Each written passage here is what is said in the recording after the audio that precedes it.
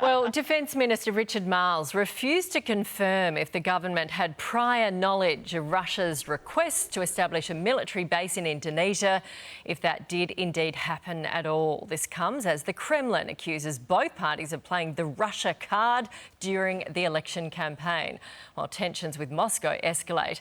Exclusive new data by News Corp papers today reveals that 57% of Aussies think we need to spend more to keep our country safe from foreign aggression.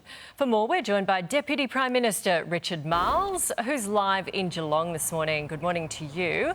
First of all, morning, Nat. Can you clear this up for us? Was there a request from Russia to establish a base in Indonesia? And if there was, did you know about it before it went public? Well, the question you're asking is obviously about a dialogue, if it happened, between two other countries, and what we know about that, and when we know it, is obviously not something that I'm going to ventilate in the public domain. What is important here is that when I spoke with my counterpart, Defence Minister Shafri of Indonesia, he made it abundantly clear to me that there was no prospect of any Russian aircraft operating out of Indonesia, and obviously we were very pleased to hear him affirm that, but it wasn't a surprise to me because it's consistent with the relationship that we've built with Indonesia over the last 3 years. Yeah, well, they're close, and I guess most Australians would think, well, if the Russians have got a base there, that's pretty close too. So did you ask him if the Russians asked them to put a base there? Well, again, I'm not going to go into every aspect of the conversation I had with Minister Shafri, and it's, again, important that I don't. Is it classified? What is critical here...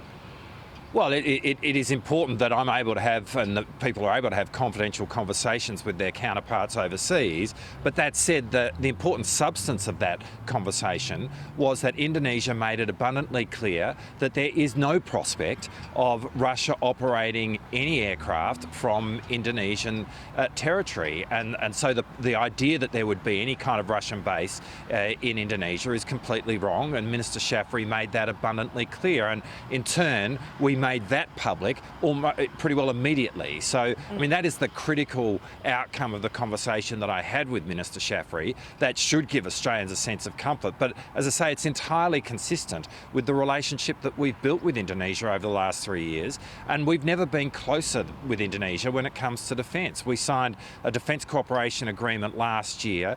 I signed with my then counterpart, now President Prabowo.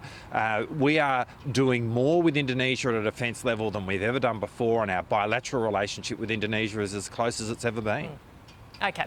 I guess it's just like, we didn't find out about the Chinese firing off until a Virgin pilot phoned in, and I guess maybe Australians just... Well, that's... yeah, but Nat, that isn't right. People make those assertions. Again, what we know and when we know it is not something that we ventilate through the public, in the public domain, and that's for good reason. That doesn't mean we don't know stuff. Okay. And we were very aware of what the Chinese ships were doing in and around Australia, and that's why we had an unprecedented level of surveillance upon them. Okay, let's talk about Anzac Day because it's obviously, just days away. A concerning study, I think, for all Australians out this morning. Only 23% of Gen Z Aussies, that's those aged between 13 to 28, say they feel strongly connected to Anzac Day. Are you concerned or worried that younger Aussies are losing the understanding and the significance of this great day? Yeah, look, I'm not concerned, and I don't think those figures are right, certainly from my experience. When you look at Anzac Day, it's going from strength to strength. The numbers of people attending are growing by the year. It's a much bigger deal now than it was when I was growing up, and a lot of younger people are participating in that, and often they are there with medals of grandparents, of great-grandparents. I was at Gallipoli last year.